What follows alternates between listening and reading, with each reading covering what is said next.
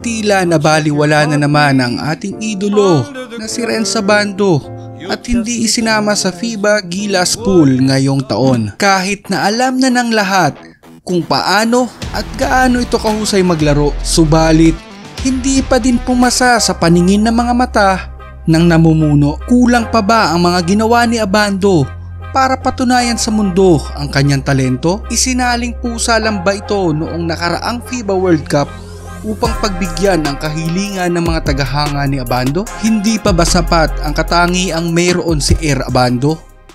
Ano sa tingin nyo mga kashish?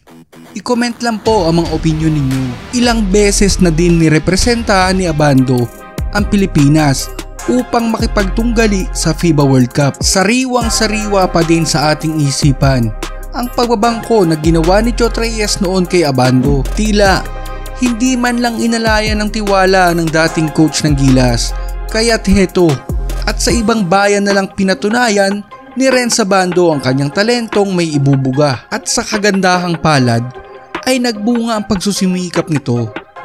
Ang nakakalungkot lang ay kinailangan pa niyang mga ibang bayan upang mapatunayan lang sa lahat na may silbi ito sa koponan at hindi pang bangko lamang. Marahil napansin naman ito ng pamunuan ng Gilas Pilipinas at kaya naisama na noong nakaraang taon. Ngunit may isa pang posibleng dahilan kung bakit ito napasama. Marahil din ay sa dami na sumusuportang tagahanga ni Renz, kaya ito napasama ulit sa nakalipas na FIBA World Cup upang hindi maging bias o masama sa paningin ng mga Pilipino ang team ni Chot Reyes, at para marami din ang sumuporta sa Gilas. Kapansin-pansin din kasi sa nakaraang FIBA na napakalimitado ng minuto ni Abando sa paglalaro, kahit na napakaganda naman ang pinapakita nito. Unang-una ay naghalimaw naman ito sa depensa.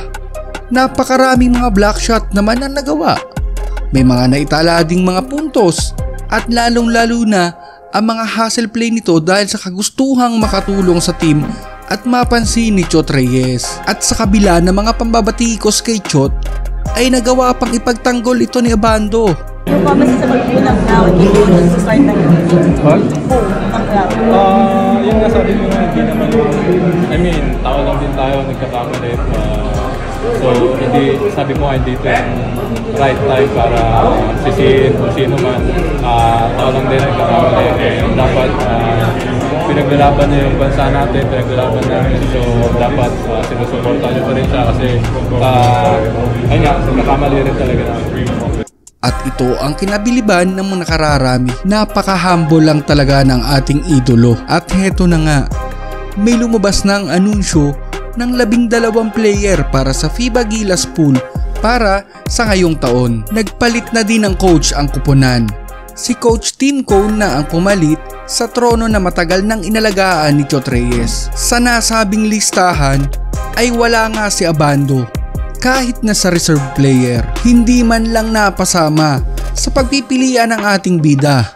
Nakakalungkot talaga mga kashish. Hindi liid sa kaalaman na nakararami na may iniindang injury si Abando sa kasalukuyan at patuloy pa rin itong nagpapagaling. Ngunit alam naman natin na malapit na ulit itong makabalik at talagang mabuti na rin ang kanyang kalagayan. Marahil dahil sa injuring ito ni Abando ay ito ang naging basehan ng pamunuan upang hindi isama si Renz sa kanilang finalist o kahit man lang sa reserve. Subalit, ang tanong ng marami, bakit si AJ Edu na may iniinda ring injury sa kasalukuyan at patuloy pa rin nagpapagaling ay lalahok pa rin sa Gilas? Hihintayin pa rin nilang maging eligible to play itong si Edu.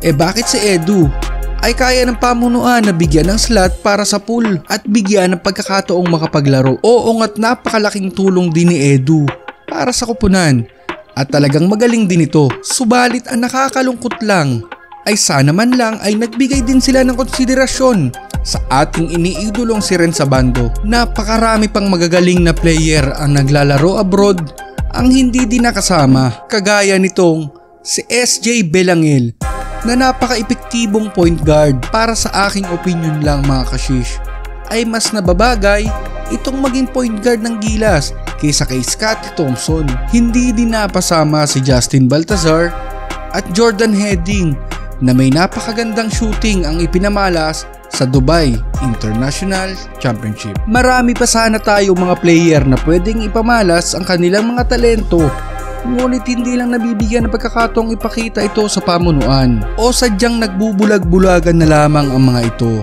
At mayroon na talaga silang mga paboritong manlalaro noon pa man. Kulang pa ba ang pagpapasiklab ng mga Pinoy sa abroad para lang mapansin ng mga nasa taas at namumuno sa basketball community ng Pilipinas? Sana ay balang araw mapansin din sila dito at maipakita ang kanilang natatanging mga talento sa paglalaro ng basketball.